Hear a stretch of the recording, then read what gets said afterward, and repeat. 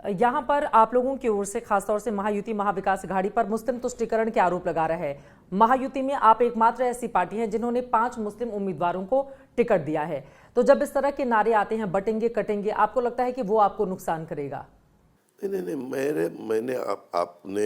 मैं आपके साथ पहले दफ़ा ही इंटरव्यू कर रहा हूँ।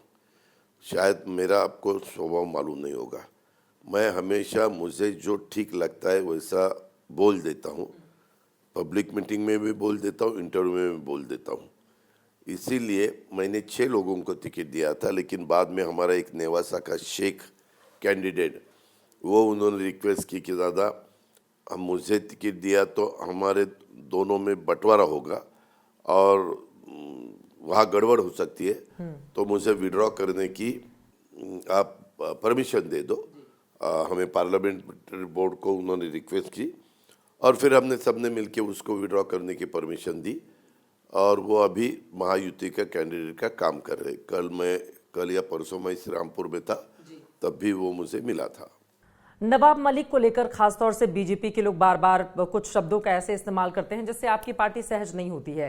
वो लोग चाहते भी नहीं थे कि उनको टिकट मिले, उनको चुनावी मैदान में उतारा जाए। कुछ आतंकवादी शब्द तो कुछ दाऊद के गिरोह से अलग अलग तरह के शब्दों से संबोधित किया जाता है, लेकिन उसके बावजूद नवाब मलिक के मामले में आप बटे नहीं, टिके रहे। चित्रा जी, अगर किसी के ऊपर कुछ पुरावा न होते हुए कोई एलिगेशन हुआ तो आप उसको दोषी ठहराएंगे? मुझे ऐसा लगता है कि अपना कानून ये कह देता है कि किसी के ऊपर आरोप सिद्ध होने के बाद वो शिक्षा के लिए पात्र रहता है।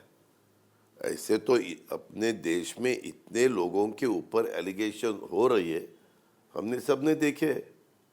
बोफोर्स का आरोप राजीव गांधी के ऊपर हुआ था। बिल्कुल। कितना माहौल ये किया, गवर्नमेंट गया, वीपी सिंह का शायद गवर्नमेंट आया था जी। ऐसे कुछ होता है तो इंक्वायरी चालू है, उसके बारे में आगे की जो भी कार्रवाई होना चाहिए वो चालू है। आरोप हम जैसे पहले से बहुत सालों से नवाब भाई मलिक साहब को देखते हैं, वो देखते हुए ये आरोप उनके ऊपर बिल्कुल बेबुनियाद किए गए हैं, ऐसा मेरा कहना है। फिर भी बीजेपी क्यों नहीं मानती? उसके नेताओं को क्यों नहीं समझाते हैं आप? उसके बारे में अभी हमारे पास टाइम नहीं है। हम फर्स्ट प्रायोरिटी 20 तारीख को दी है। 20 तारीख होने के बाद हम समझाएंगे। इस चुनाव के दौरान एक चीज और देखी गई है कि आप लोगों की ओर से, खासतौर से आप, उद्धव ठाकरे, राहुल गांधी, कांग्रेस पार्टी, शिवसेना, उद्धव गुट पर तो ज्यादा आक्रामक होकर आप वार कर रहे हैं। शरद पवार जी को लेकर एक सॉफ्ट रुख है। क्या लोकसभा चुनाव में कम सीटें आने के बाद या लोकसभा चुनाव के दौरान शरद पवार पर आप लोग ज्यादा आक्रामक रहे थे और आपके मन मुताबिक नतीजे नहीं आए थे? क्या उसकी वजह से टोन डाउन किया गया है उनको लेकर? चित्रा जी, मेरे अगर पब्लिक मीटिंग में आपने देखा, मैं पॉजिटिव सोचने वाला एक व्यक्ति हूँ। मैंने कभी भी उद्धव जी के खिलाफ, पवार साहब के खिलाफ या किसी के खिलाफ आरोप नहीं किए। एक मुझे स्टेटमेंट दिखाओ, एक, कि जब ये चुनाव शुरू होने से पहले 2-3 महीने हम पूरे महाराष्ट्र में घूम रहे, मैं जन सम्मान यात्रा के माध्यम से भी मेरे लाडली बहनों के मिलने के लिए जाता था, वहाँ मीटिंग लेता था, उनको समझाता था, मेरा जो काम चालू है वो सब मैं दिखाता था। ये सब हमने देखा है, तो मैंने तो कभी किसी के ऊपर आरोप नहीं किया। शरद पवार जी से आखिरी बार कब बातचीत हुई थी आपकी? एग्जैक्ट मुझे याद नहीं, लेकिन बहुत दिन से तो बात नहीं हुई। काफी दिन हो गए। काफी दिन हो गए। बारामती से आप चुनावी मैदान में हैं। शरद पवार ने अपनी पत्नी, खुद सुप्रिया जी वहां से कैंपेनिंग कर रही हैं। आपके सगे भतीजे को चुनावी मैदान में उतारा गया है, इससे आप दुखी भी हैं? अभी दुखी होने से क्या फायदा है? हाँ। चुनाव कोई भी, आप भी मेरे खिलाफ खड़े होंगे तो मुझे चुनाव लड़ना ही है, या दूसरा कोई भी खड़ा होगा तो चुनाव लड़ना ही है। अभी दुख सुख, ये चुनाव में दुख सुख नहीं देखा जाता।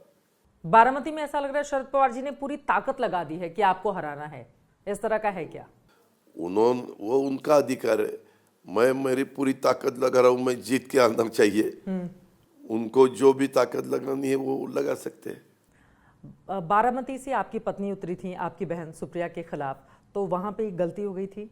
यस, गलती हुई थी। मैंने बहुत दफा चित्रा जी कहा है कि मेरी गलती हुई थी। तो इसीलिए बोला था ताकि बारामती से कोई और शरद पवार गुट का कैंडिडेट खड़ा ना हो? नहीं, उन्होंने किसको खड़ा करना, क्या करना, खड़ा करना वो पार्टी का अधिकार है, उसका और इसका ही कुछ लेना देना नहीं है। ठीक है, आपने अपना चुनाव चिन्ह घड़ी लगा कर रखी हुई है जिसकी टिक टिक समय के साथ आगे भी बढ़ रही है, वो कितना आपको फायदा करेगी ये देखना होगा। लेकिन आपको चुनाव चिन्ह भी मिल गया, नाम भी पार्टी का मिल गया, उसके बावजूद लोकसभा में आप लोगों का उस तरह का प्रदर्शन क्यों नहीं रहा? कहाँ कमी रह गई थी? वहाँ फेक नैरेटिव बहुत सेट हुआ। एक तो संविधान बदलने वाले हैं, दूसरा माइनॉरिटी हमारे तरफ से दूर चली गई, बैकवर्ड क्लास हमारे तरफ से दूर चला गया। ये 2-3 जो भी उन्होंने नैरेटिव सेट करने की कोशिश की, उसकी बहुत बड़ी कीमत हमें भी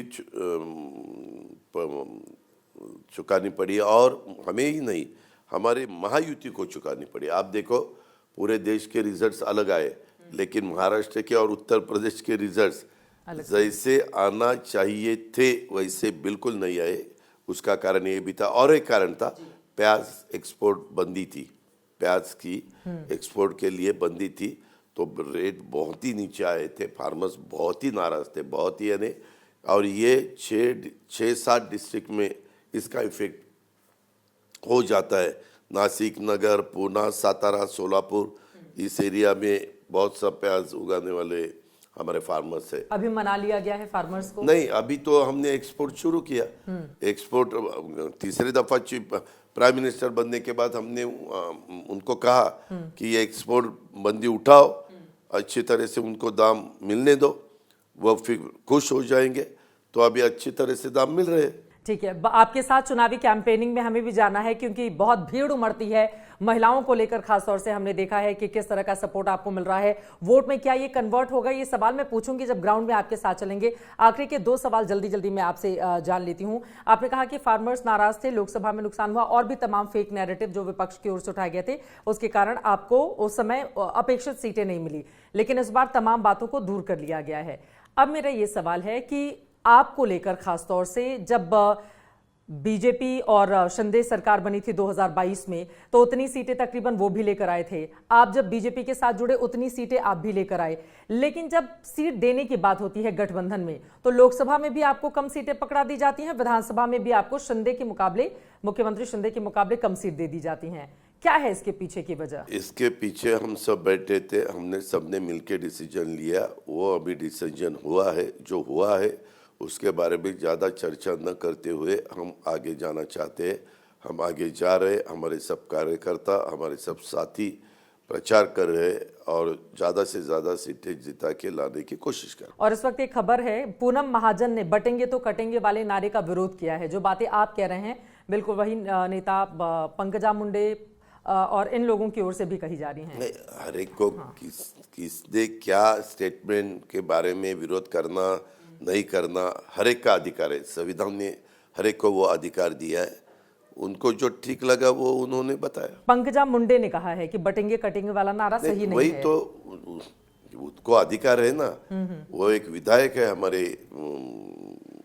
हमारे साथ काम करने वाली बीजेपी की एक लीडर है, उनको जो ठीक लगा वो उन्होंने बताया होगा।